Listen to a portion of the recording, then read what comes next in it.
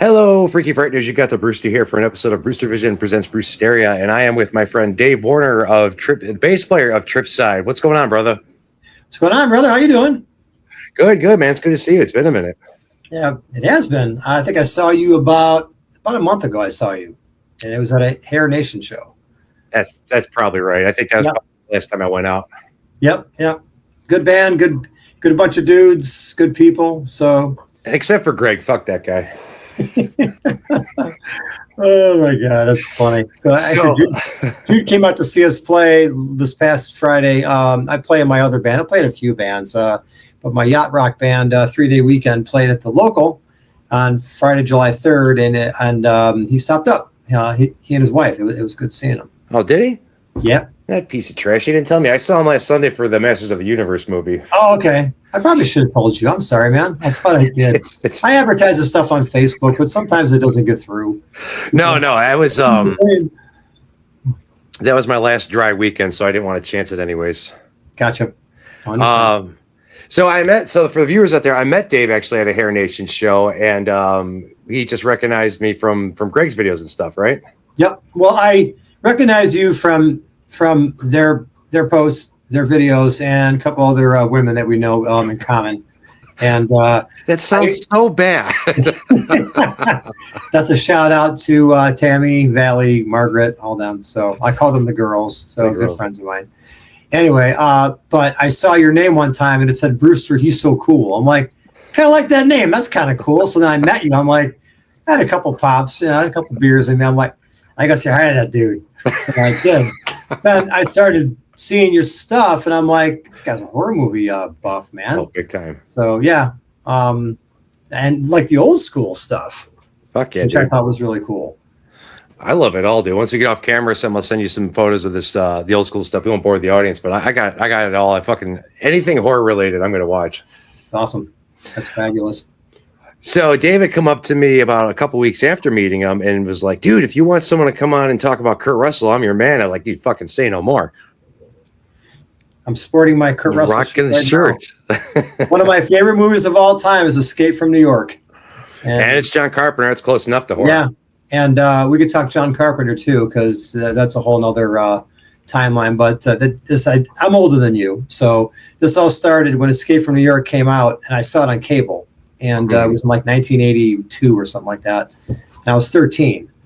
So, this movie comes on, New York is encased in a big wall, and, it's the future and everything. And, it's all dark and everything. And, this rogue group gets on Air Force One and kidnaps the president, and they crash in the city. And it was Lee Van Cleef, the guy that was Bob Houck, which is the prison warden, flies in and tries to get the president out, and their guy walks out with with this big spiked hair, and he goes, "You come back in, he dies." This and that.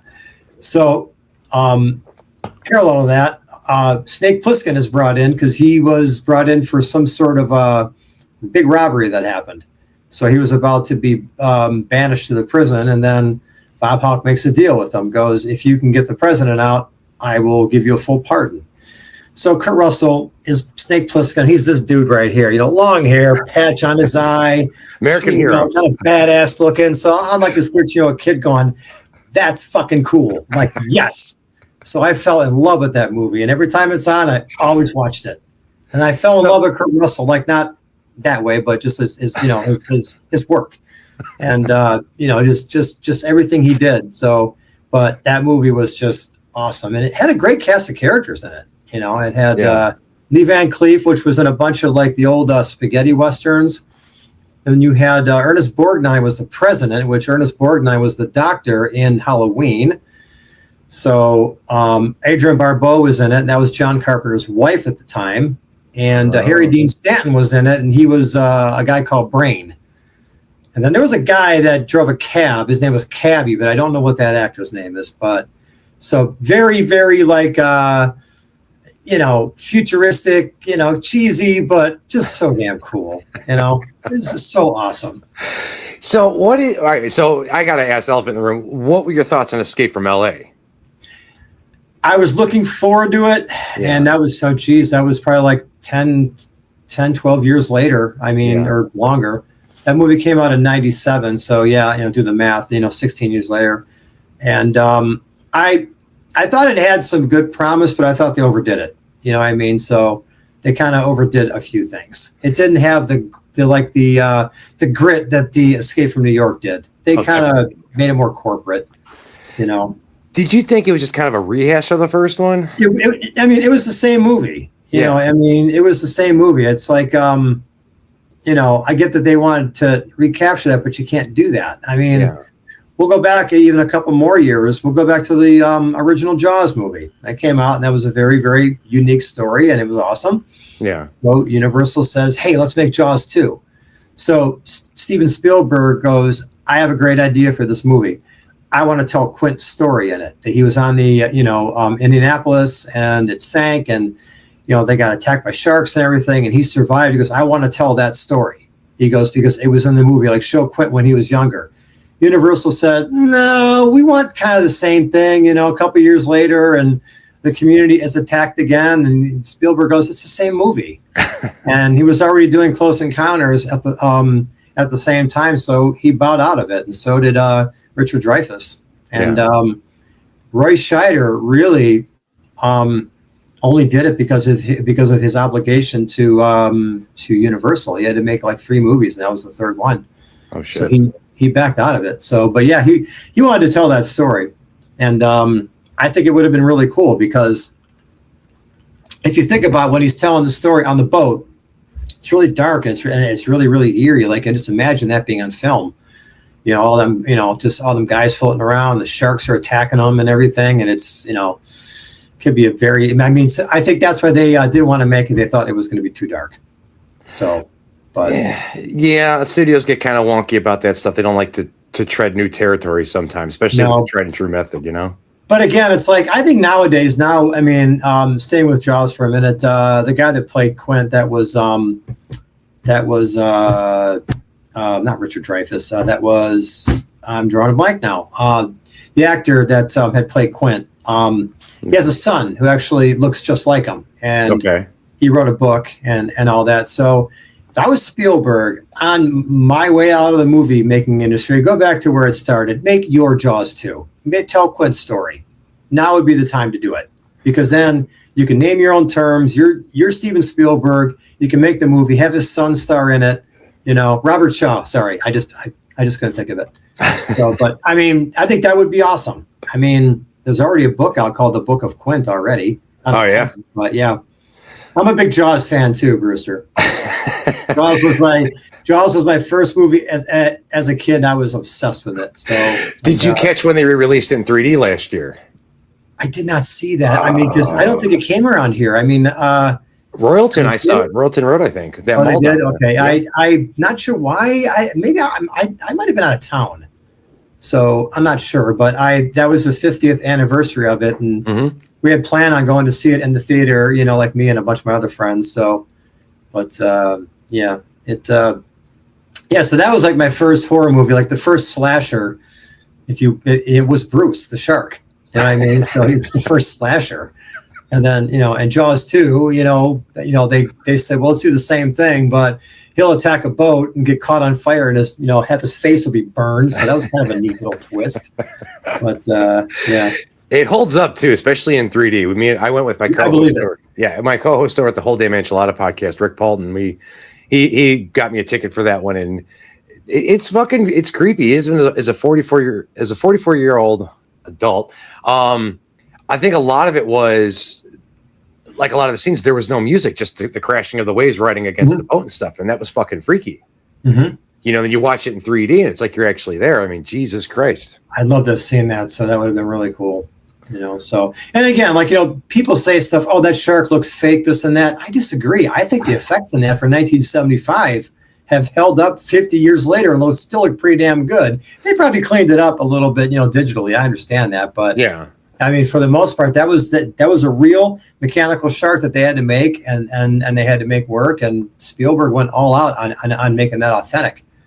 Well, I think what looked more fake to me is the 3D shark from Back to the Future 2. That one looks fake. Yeah. It was like Jaws 55 or something like that. Yeah, something like that. It looks fake. Yeah. Yeah, that one did look fake. I'll give Michael J. Fox that. Yeah. So let's circle back to Kurt Russell again. Yes, please. So Escape from New York. I am sporting my Snake Plisken T-shirt. Rocking it. I was on, I was online a couple years ago and scrolling around. You see those T-shirt ads, and of course, the algorithm hears you, picks things up, and I must have been watching the movie or something, and popped up. I saw that shirt and I bought it. So I had to. So, but had to bring it out for this, this whole thing. But yeah, it's pretty cool. So appreciate it. Call me Snake. You got to. All right, so let's get away from Escape from New York and LA for a second and go on to another classic I messaged you about a couple weeks ago that I found on Tubi, Big Trouble Little China. Yes, that movie was bizarre, but it was good. Such a great movie. Yeah, it was. Such a I great haven't seen it in a long time, so I know that he's a truck driver. He gets stuck in Little China, and then all that crazy shit happens. So it's some of the influences from characters in the first Mortal Kombat game are based off of that movie. Okay, it's like the Three Storms. Yeah, right. Well, that's where they got the character Raiden from. Oh, okay. Yeah, okay. I didn't even think of that. All right, yeah. Yeah. And I rewatched it. Was it Jack Burton is his name? He plays Jack Burton. Okay. And classic line when he's trying to, he says all throughout the movie, he catches something, it's in the reflexes. And even at the end, spoiler alert, when he catches that knife, flips it and switches right back. I mean, it's cheesy as fuck. And I mean, it's very far-fetched, but it's still awesome when he does it. Oh yeah. I mean, again, I haven't seen it for a long time, but I did like that one too.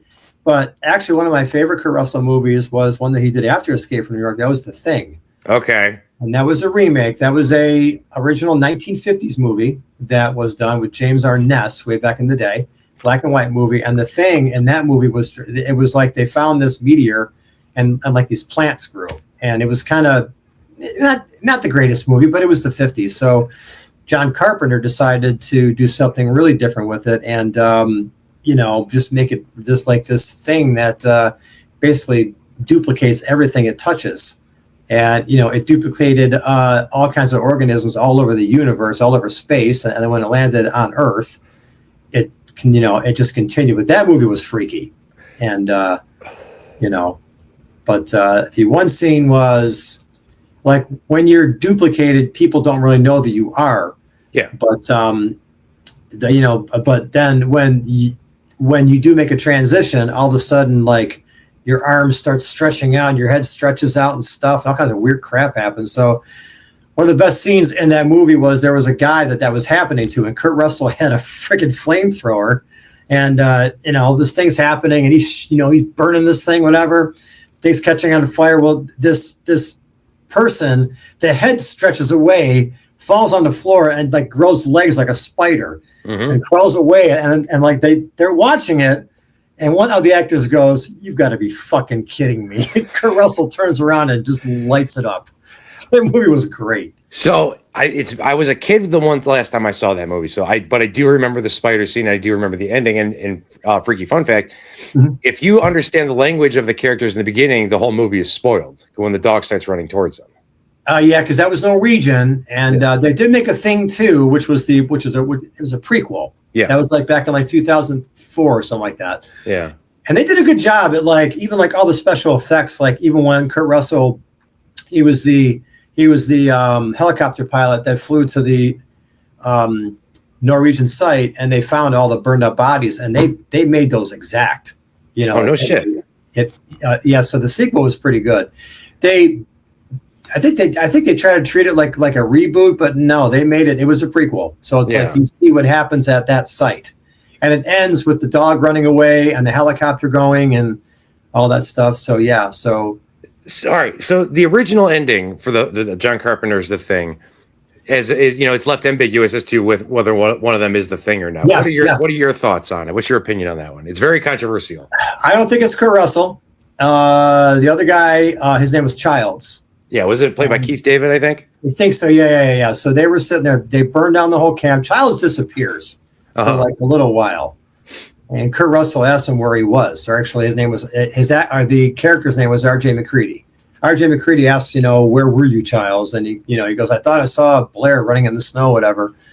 So when they're sitting there face to face and they go, well, if we have any surprises for each other, we're in no condition to do anything about it. Yeah. And then they drink and then they freeze to death. So I don't think Kurt Russell was, because again, you see where he is the whole time. But the other guy, I don't know. I always thought that they could have made a sequel to that where they find those guys, and, they do like a rescue mission and recovery. Yeah. And it kind of starts over again, and then the whole world is infected. So here's the thing about that. Have you? We talked about this briefly. Did you see the rest of John Carpenter's what he calls the Apocalypse trilogy? I did not. Okay, so it's 3 movies. Obviously, it starts with The Thing, Prince of Darkness, and then In the Mouth of Madness. And each one of them, while not like a sequel, it's more like the Cornetto trilogy. There's a theme running out throughout all 3 of them. Okay. And in the Apocalypse trilogy, it's cosmic entities basically bringing on the end of the world. Okay. So in The Thing, is a cosmic entity that, Right. Prince of Darkness was the scientists find this canister. It's basically, it's not the devil in the sense that we know him in the biblical sense. It's more of like it's very confusing for me because it's all science-based. I'm a fucking moron. But it's got Alice Cooper in it. And it's antimatter from another dimension. So it's the Antichrist. Okay. And that one, it's a little hard for me to explain, so maybe the viewers can look it up, but it's sciencey, and I'm fucking stupid. But the one I did enjoy, my favorite one out of the 3 of them, is In the Mouth of Madness, which has Sam Neill in it, who's very underrated, or I think forgotten in the horror community. Okay. For his contributions. And he is hired, and they're all John Carpenter, so this is staying on topic. He's hired to track down this book. What the fuck was the guy's name? I can't remember, but it's he gets involved in this thing because of the townspeople start going. I don't want to give too much away, but it's got a very H.P. Lovecraftian feel towards it. Okay. So if you like Sam Neill and you like H.P. Lovecraft and John Carpenter, watch In the Mouth of Madness. Okay, I'll have to check that out. I'll have to check that out. That one's one of my favorites. But Prince of Darkness is good. It's sciencey, and I couldn't understand it. Oh, I gotcha. I mean, that's what I like about The Thing is that they had simplified it, but when they explained, like when they show, like they do, like the doctor is doing the inspection of like the cells attacking other cells, you understand. It's like, it says here's a normal cell, here's the intruder, they blend, here's the imitation, that kind of a thing. It's kind of like Invasion of the Body Snatchers kind of, but instead of a couple of those, instead of like a zombie walking around, I mean, it's like a weird creature with weird shit. It's like the very last line that Kurt Russell says before the camp blows up is he has a wad full of dynamite and the big things in front of him and whatever, and he just goes, yeah, fuck you too. Such a dynamite at him. That was it. That's so awesome. Sutter Kane was the name of the author in Mouth of Madness. I just want to make that put out there because I didn't forget. Okay. I lost my trail. Kurt Russell's voice, though, he's got a very distinct voice. I remember watching him in Guardians of the Galaxy 2. And it's great. Yes. That son of a bitch. He just has his own to him, Yep, he does. He had a lot of good movies. I mean, let's see. You mentioned Big Trouble in Little China, Death Proof, which was one of the Quentin Tarantino movies, which I thought he was awesome in that. He was a stunt car Mike or something like that. Stuntman Mike. Yeah. So he was also in the Hateful Eight, which I thought was pretty good. Well, wait, hold on. Before we go too far, Planet Terror or Death Proof? Which is your favorite? Oh, I like them both. The thing about Death Proof that I didn't like is that I know Tarantino loves his dialogue. I knew this was coming. Go ahead. But yeah, I think he went overboard. Like, I think the way that he did dialogue in Pulp Fiction was perfect. Like the exchange between John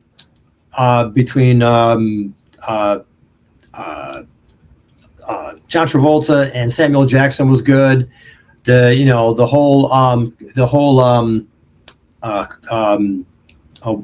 whole Bruce Willis scene, that was like, that dialogue was good. But in that movie, like when all the girls were having dinner, they had like the camera going around. It was like 30 minutes. I'm like, okay, dude, I get it. I mean, it's like enough, you know.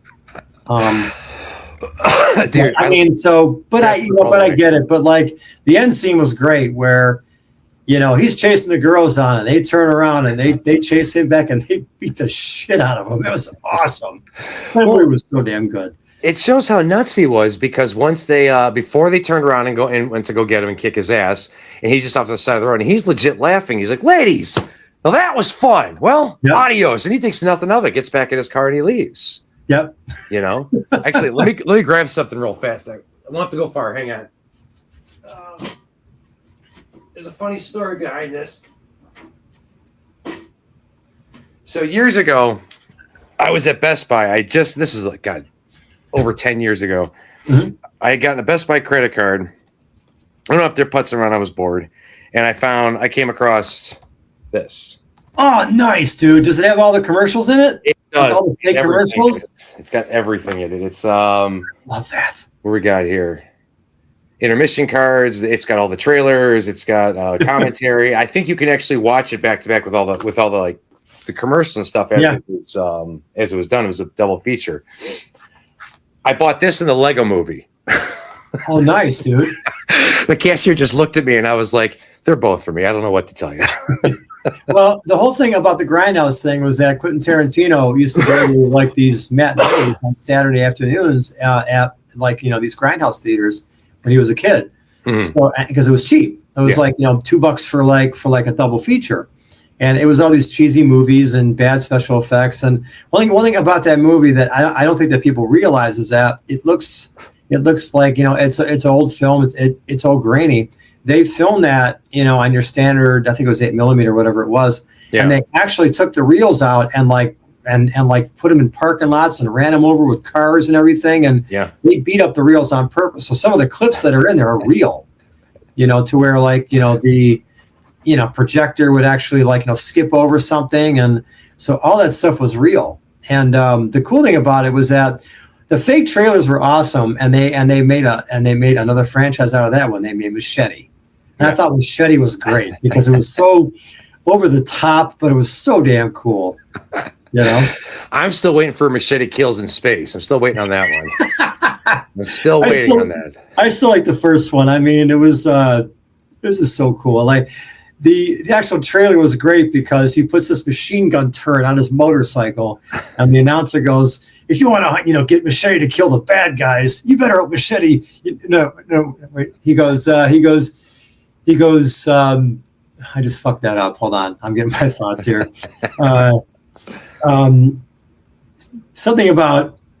Something about if you want to get Machete to kill the bad guys, just hope the bad guy isn't you. And right when it does that, like his motorcycle's on a ramp and launches up and it explodes behind him and he's like firing the machine gun and the screen freezes and it goes, Machete.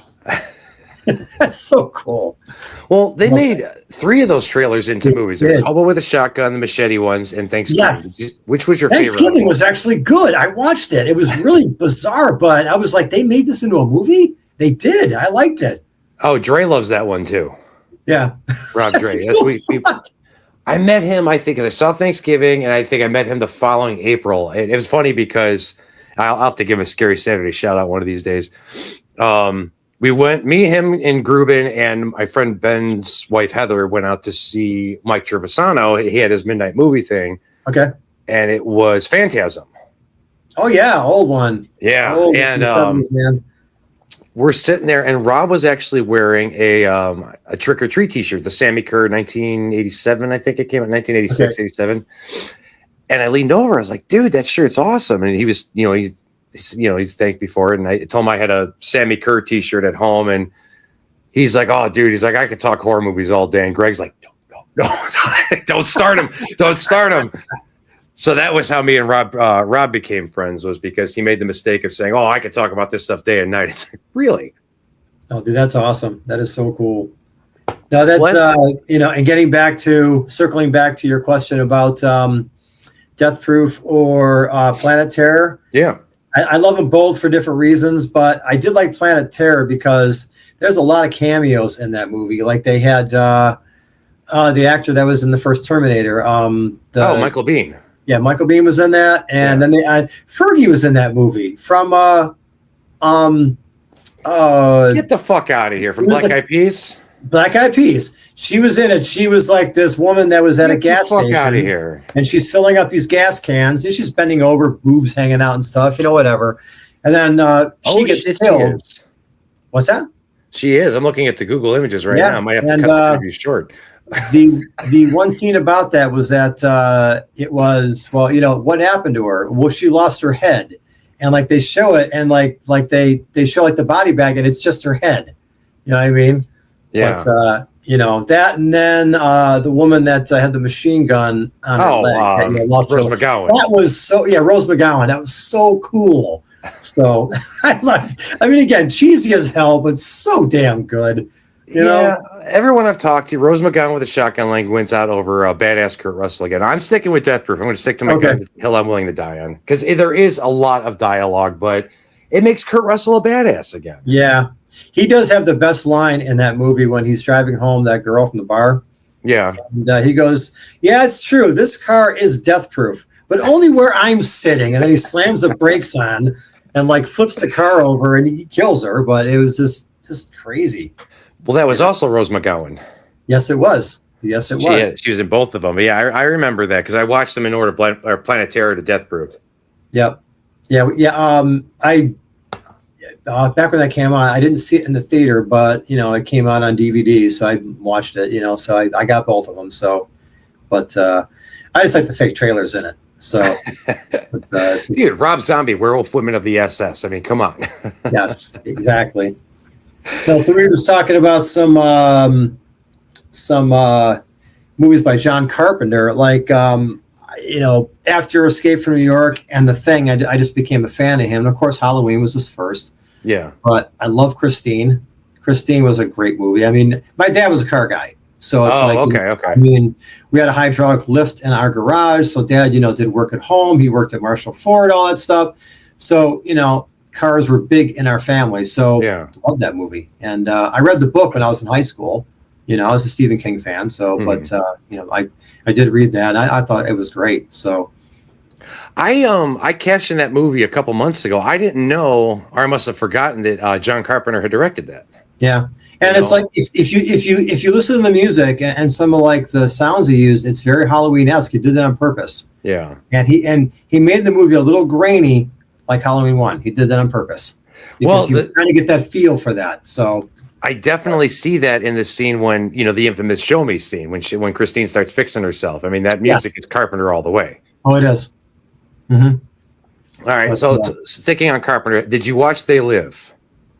I didn't see that one. Oh man, I've heard about it, but I haven't seen that one. Oh, you have to see that. We went. That was another Trivs thing about a year ago. You know Mike Trivisano, right? Or you know of him at least? Mm-hmm. I know of him. So yeah. Yeah, he has. I'm over here in Willoughby. He has his midnight movies. It's a free movie on a Sunday usually, and he has little skits and he has giveaways after the little raffles and stuff after the movie's over and shit. And it's a free event. And last year, he's done a couple of them since then, but the last one I made it to, I think, was They Live, about June of 2025. Okay. And it holds up, man. It's got one of the best lines that I've been using on my page. Whatever, Rowdy Piper comes in the bank and he's got his glasses on so he can see who the aliens is. And I am here to chew bubblegum and kick ass, and I'm all out of bubblegum. So that's why I always say one of my taglines for this year is always chew bubblegum in 26. It's just like a form of saying kick ass in 26. Sure. And then going a little bit of the serious route when I do my mental hell reels with the angel and demon character, whenever in the video, the premise that I come out of the funk or whatever, I always put in a piece of bubblegum. So it's kind of a reference to They Live, kicking ass. And, that's a different topic, but that's just that movie, that line. I had a guest on here once, and I'm rambling, I know, but Sean Ullman, he was in the movie Death Streamer, good friend of mine. And that's why I had to bring up Big Trouble in Little China and They Live, because that's like two of the movies we've been geeking out about for the past couple of years. So as a Carpenter fan, you owe it to yourself to go watch They Live somewhere. I've seen it. I mean, I've seen the trailer for it, but I've never watched it. So, but I do have to watch that one. So, another really good one by him was right around the same time he did Halloween. He did The Fog.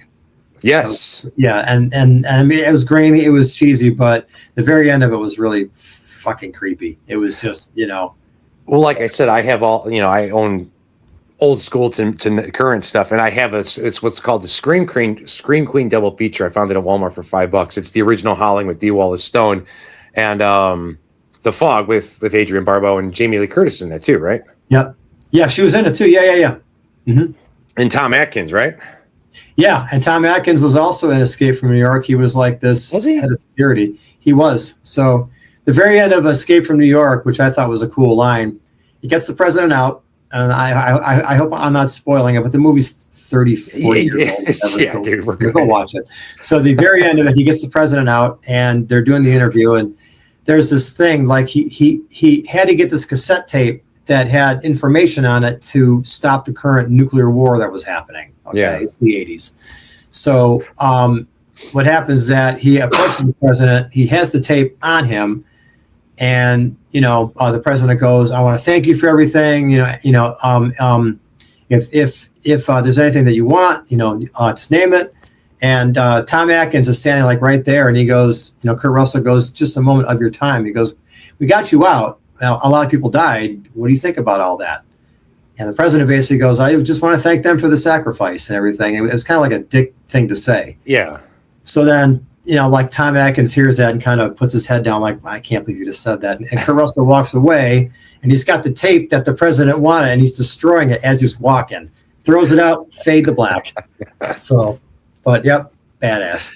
Yeah, and that's why it's definitely a rehash of the second. Because I was young, so I saw the second one. I saw Escape from LA before I saw Escape from New York.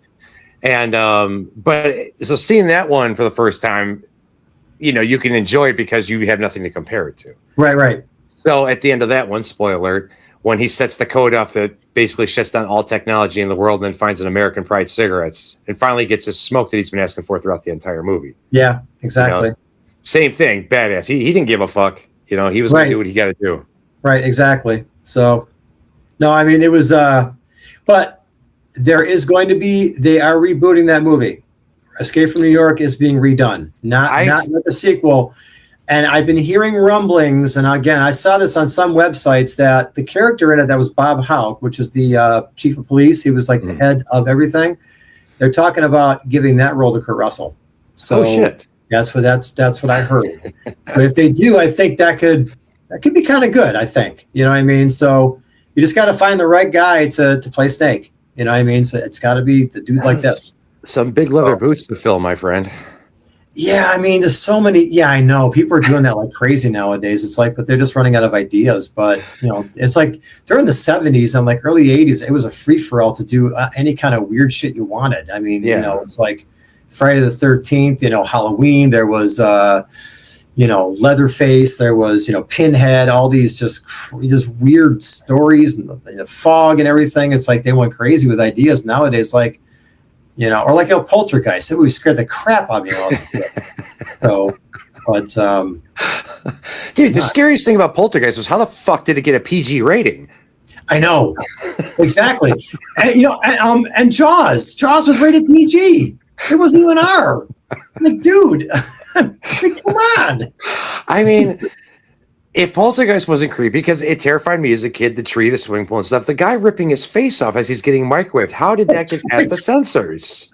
Yeah, that one. And then like when the very end of it, right before the house crumbles and the woman's still in the house, and she gets thrown out of the bedroom, and she's down the hallway, which is a short hallway. And this is a great cinematography thing that they did, great special effect, where she gets up and she's trying to go save her kid, but then the hallway stretches, and she's running towards the thing, but it's just getting further away. I love that effect, and like that is so awesome. Dude, the movie is terrifying. I mean, I rewatched it about 2 years ago. I captioned it as one of my movie of the weeks, and I found it on Tubi, of course, and even as an adult, that one holds. I haven't seen the remake with Sam Rockwell, but I gotta watch it just because. I mean, it's different. It's a little different. Same idea, but it was still. I like just how they did that. I mean, like the whole grotto of hell inside of the kid's closet and all that stuff. I mean, they didn't really recreate that exactly, but it's not bad. I mean, I watched it once. I'm like, good enough for me. So you got to see it just to see it, right? Yeah, it's exactly. I mean, yeah. So like speaking of that same era, like the movie that really scared me as a kid, and this is probably a couple years earlier, and it was the Amityville Horror, the original. Oh God, yeah. That movie scared the shit out of me. I was like 8 years old when it came out, and I just remember like going up to the grocery store with mom. Walking by the book section and seeing the book there with the house and the windows and the flies all over it, and like back then when they showed movie trailers on TV, it was just really creepy, But that movie scared the crap out of me as a kid. Dude, honestly, I'm with you there. It scared the hell out of me. I mean, the infamous Get Out scene in the green lights, pig masking in the dark. But what scared me more, because once I don't know how old I was at the time. My uncle owned a video store and he had the first 4, so I was trying to rent them as much as I could. But the second one was scarier for me because it was the backstory to what happened. Yeah. And again, that's going to get me canceled or whatever, but the dude gets possessed and rails his sister. I mean, even as a kid, I'm like, that's fucking wrong on so many levels. I know. Yeah, that, and then speaking of stuff like that, did you ever watch the series that was on FX, American Horror Story? I've seen every episode. Okay, so the second season with the nuns. Asylum. Asylum. So where that one nun gets possessed by the devil, basically, and she fucks the priest. Yeah, and it was like, I was like, oh my God, it's on TV. What the hell, dude? And even there's just something so wrong about that, but he did its job. It's a horror. It's supposed to push boundaries and stuff. But I do remember that scene. And even as somebody who's desensitized to it, looking at that and being like, oh my God, Yeah, I know that was just, I mean, but I thought that series was good up until Roanoke, and then I kind of fell off. But, really? I mean, yeah, I saw that one. Like the third one was the Coven, which with the witches. I like that one. That was pretty good. And then Roanoke was after that, and then it got a little weird for me. But I not that I like just hated it. I just stopped watching it. So, but if you can, because the following season, Cult was kind of like. I don't know. It didn't really. There wasn't really much time. Well, I guess there was. Twisty the Clown was in it from Freak Show, but it was mainly. Oh, I did watch that one. Yeah. Okay. Yeah. Okay. It was inspired by the election, and it was all politics and stuff. You stay out of that stuff. Yeah, and that was Evan Peters, who's a good actor. I do like him. So But the season I recommend you watch, and even just checking them on Hulu if you have that, is watch Apocalypse, because that's a crossover between the first season and the Coven season. Okay. And then 1984, because it's in the 80s. It's just fucking awesome. Okay, I'll have to watch those two. Those I think two are really good. Started watching them, but I don't think I finished them, because I do remember Apocalypse. They were in some sort of shelter for a while or something. Yes. Yeah. Okay, I think I do remember seeing that, but that was like I started watching it, but I didn't finish it. So I'll have to check that out. And then the following season, 1984, was a real good one too, because it takes place in the 80s, so there's all kinds of jazzercise and neon headbands, and it takes place at a summer camp. And it's one of the seasons that actually has an actual happy ending. Okay. So it's actually a really good ending, and I don't want to say too much, because if anything, if you only want to watch one, just watch 1984, because we're 80s junkies. Right. Yeah. Exactly. So, well, speaking of 80s, did you watch Stranger Things? I've seen the first season. I canceled my Netflix, so I've been trying to get around to it. Yeah. We watched it and loved it. So the first season was really. I mean, again, like the guys that did it, the Duffer Brothers are, big 80s movie freaks.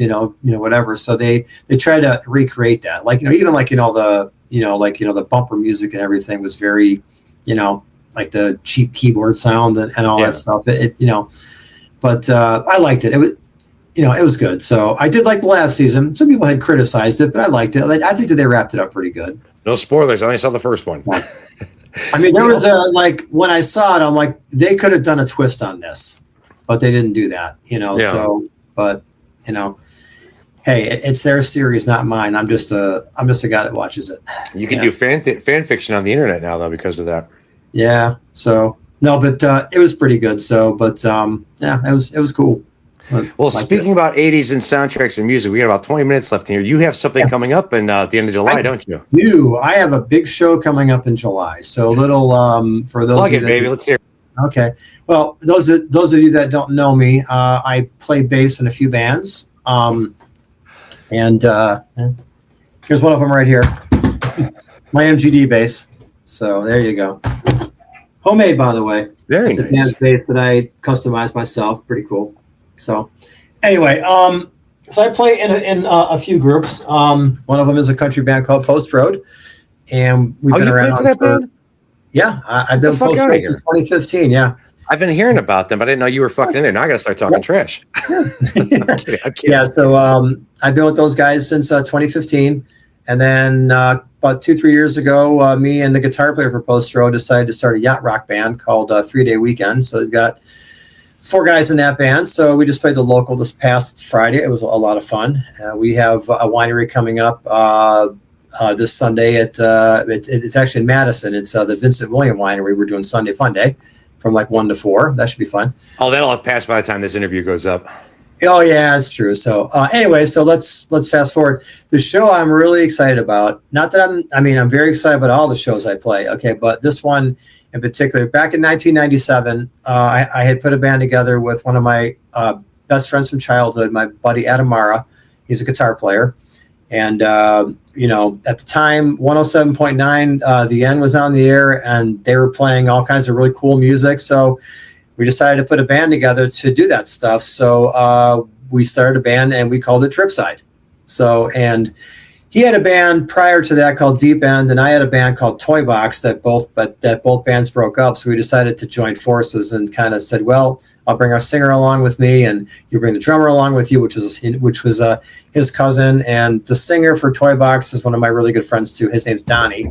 So we formed Tripside. So, and we started playing in 1997, and we do at that time we were doing a bunch of Goo Goo Dolls, Bush, Lit, Matchbox 20, 311, Sugar Ray, stuff like that. All the stuff that was brand new on the end. Offspring, so brand new song came out, we learned it that week, and we played all over the place, mostly East Side, but we played Menor, Willoughby, Cleveland, downtown, a bunch of festivals. We did all kinds of good stuff, had a real nice run. It was a band called Tripside.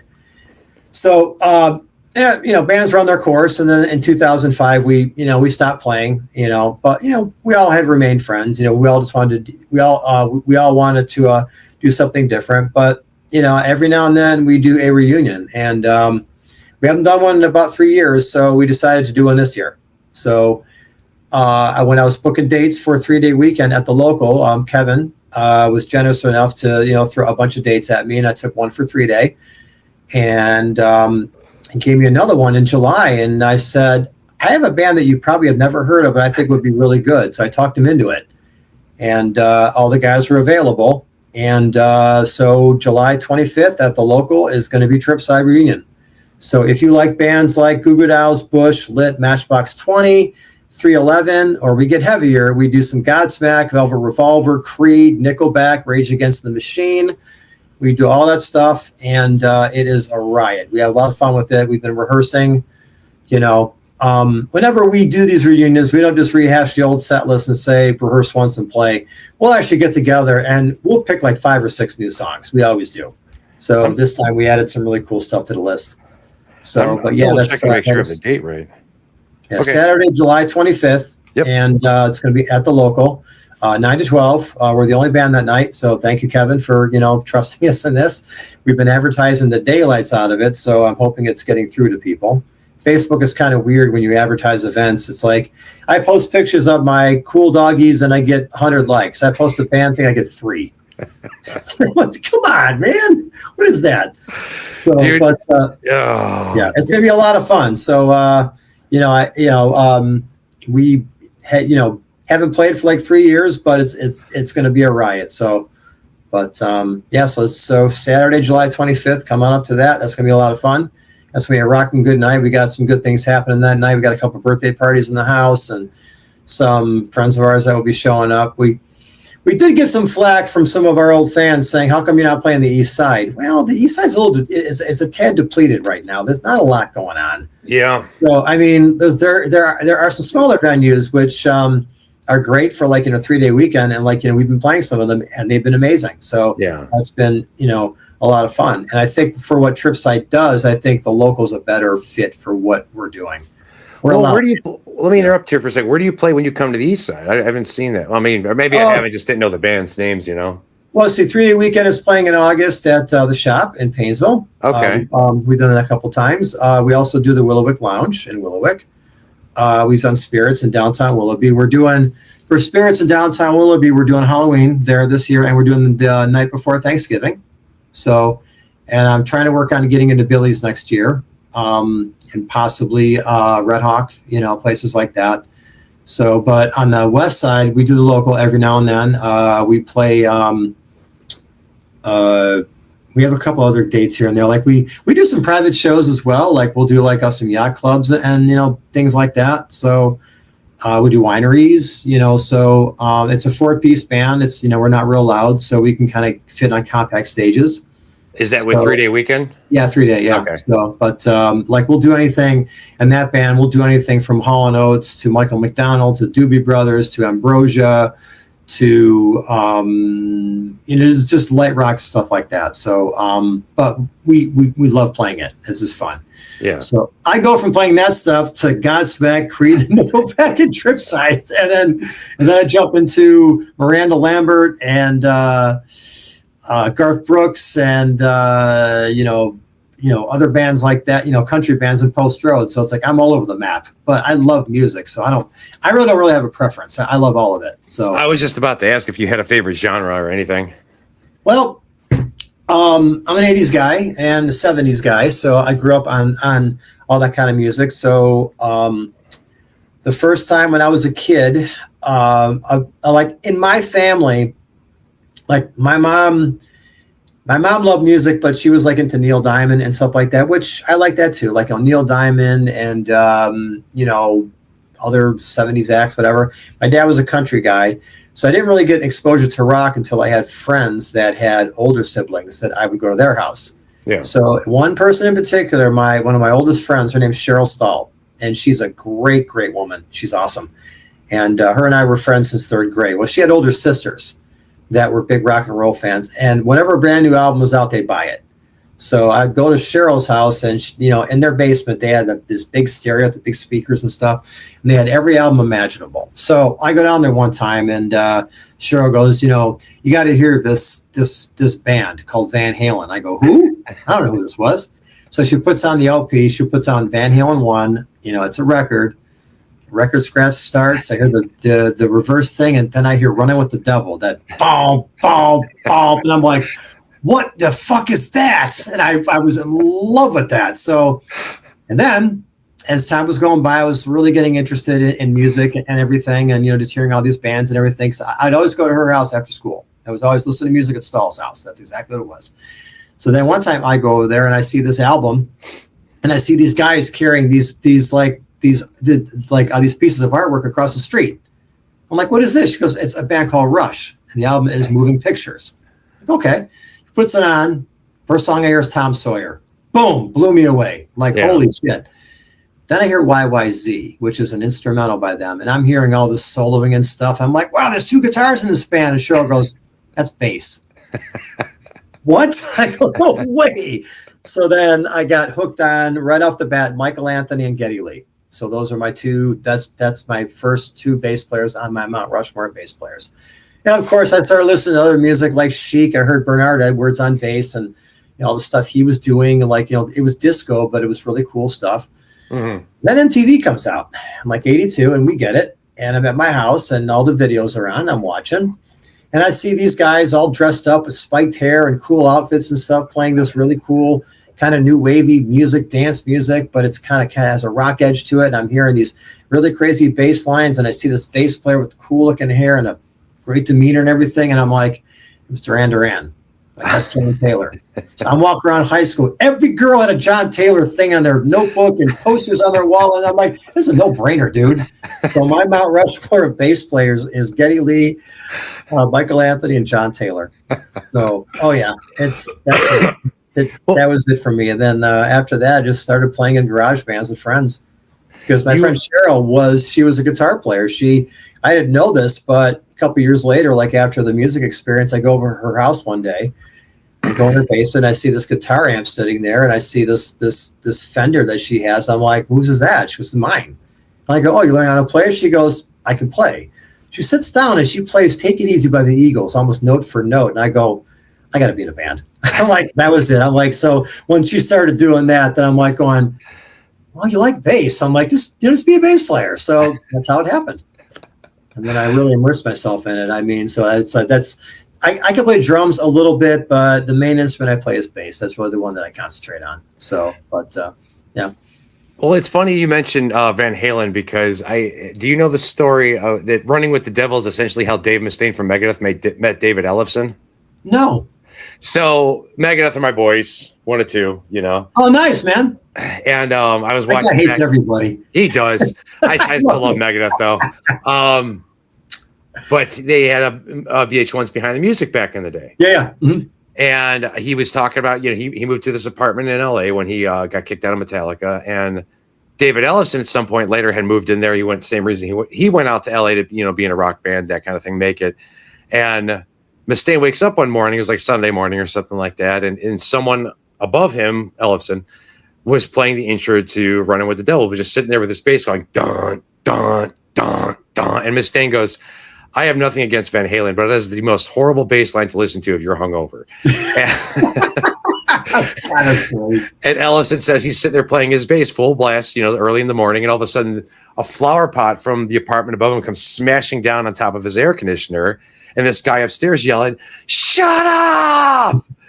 He's like, and then it stops. So Ellison went there to confront him, and I guess Mustaine had opened the door, angrily and hung over and sneered at him, the infamous Mustaine snarl. And Ellison was just kind of like, "Hey, where you get some cigarettes?" It's like, "Yeah, down the street at the liquor store." And he slams the door in their face, and they knock again. And they open up, "Hey, you old enough to buy beer?" He's like, "And now you're talking." And that's kind of how he met David Ellison and got him in the band for as many years as he did. Oh, that's great, man. That is cool as hell. I always love that story. Like, it's just hilarious because when I saw it at the time, I wasn't much of a drinker, but having suffered a hangover or two, I can totally understand how hearing somebody blast that first thing in the morning when you're hungover is just, oh God, yeah, fucking kill me. Oh, I know.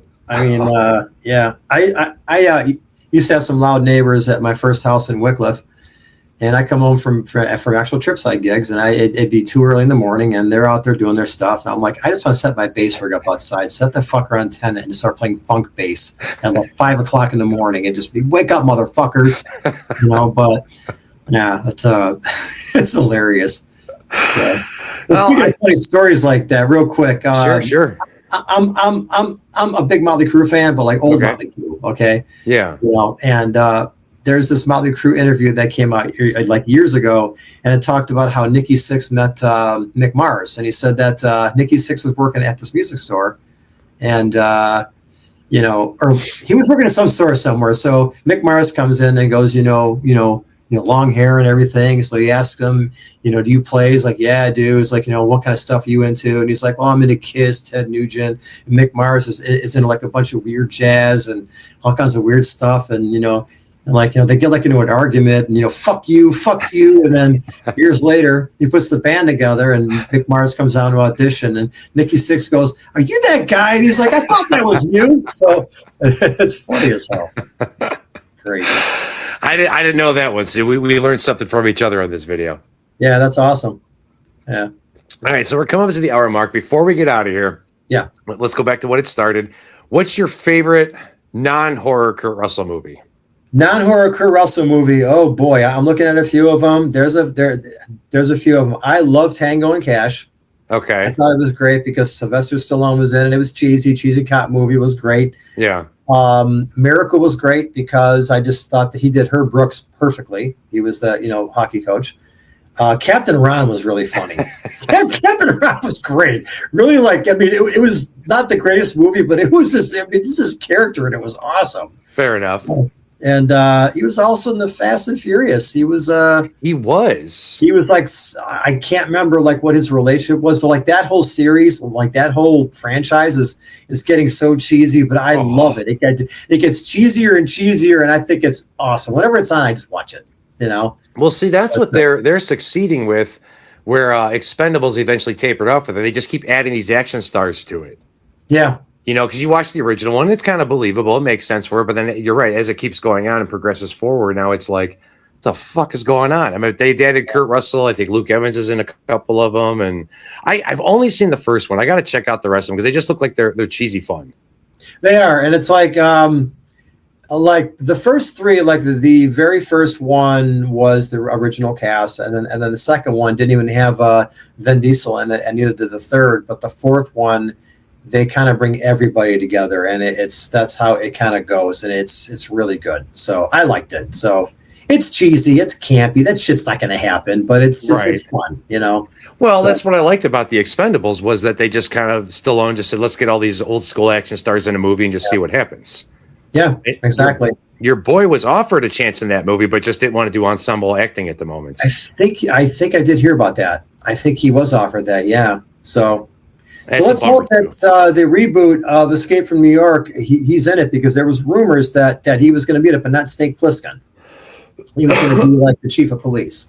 So let's hope he gets that. That'd be good. See, I got to tell you, I'm a tad disappointed here. Out of the non-horror Kurt Russell movies, and Overboard was not on your list. Oh, I love Overboard too. I'm sorry, dude. I didn't mention that one. So, I mean, I like Goldie Hawn too. I mean, you know, she's cool. So, you know, but no, I do love that one too. So that one was pretty good.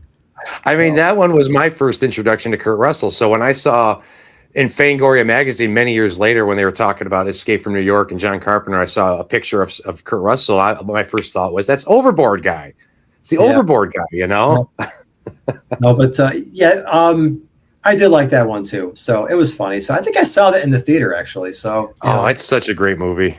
That's the one actor that I would love to meet. It's like you know, I would love to meet him. So, but I haven't really met that many actors. So, but I like to meet him. Be like, you know, but I hear he's approachable. I hear he's a really cool dude. I mean, everybody gives shit to the paparazzi, but I hear he's really down to earth. And I've seen him in interviews, and this is probably the closest I'll get to talking on air about the topic, is that he pretty much, as much as he can anyways, he stays out of politics.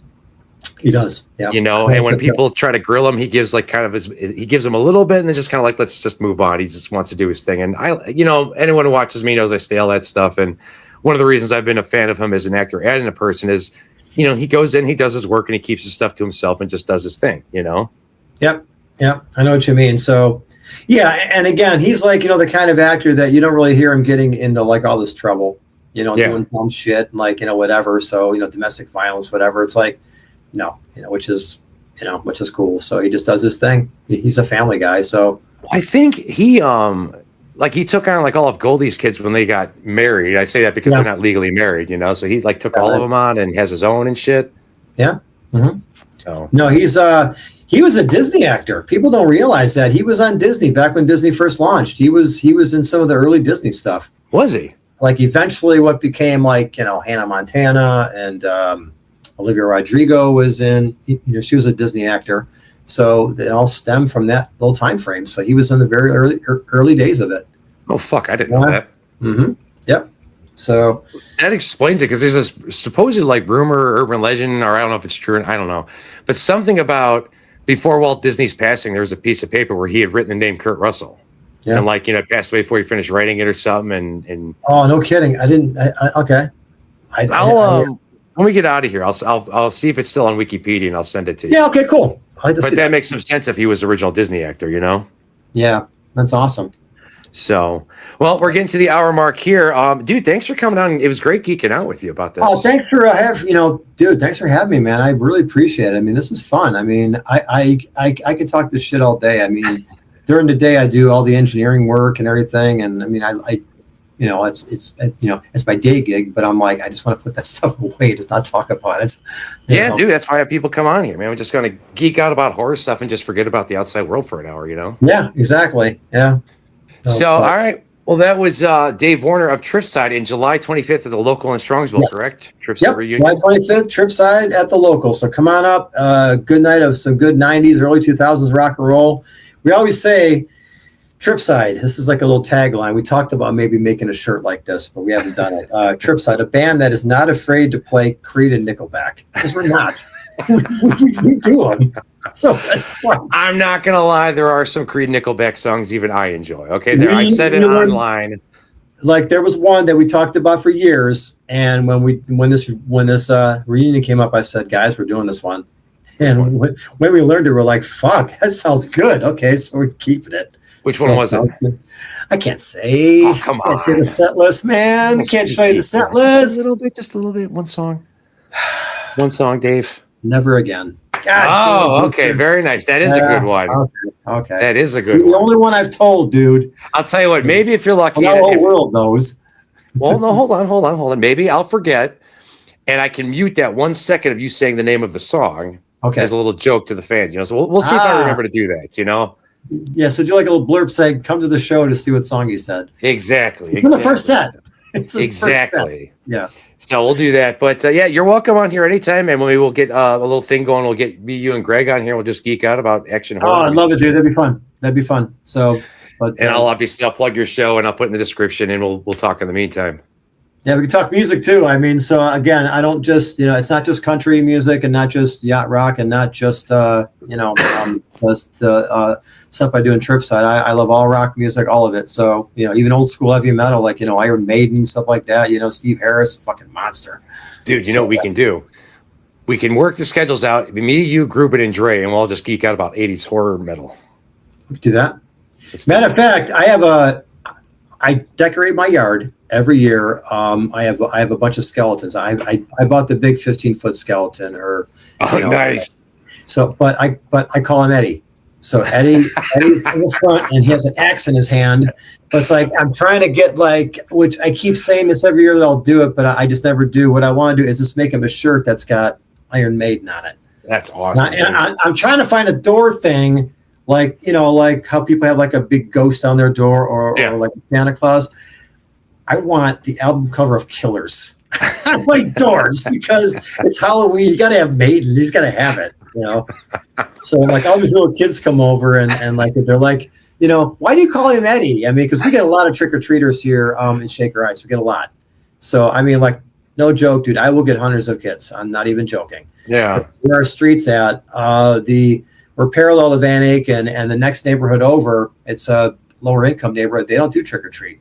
So they all come over to Chadbourne, and Chadbourne's full of kids. I mean, a lot. So Halloween around here is like Christmas. So I'm going to be sad this year that I have a gig, but, they'll handle it here, on the homestead. But, so but I have skeletons all over the yard. So I had a band on stage, on the front lawn last year. I drum set, bass, everything. Yeah.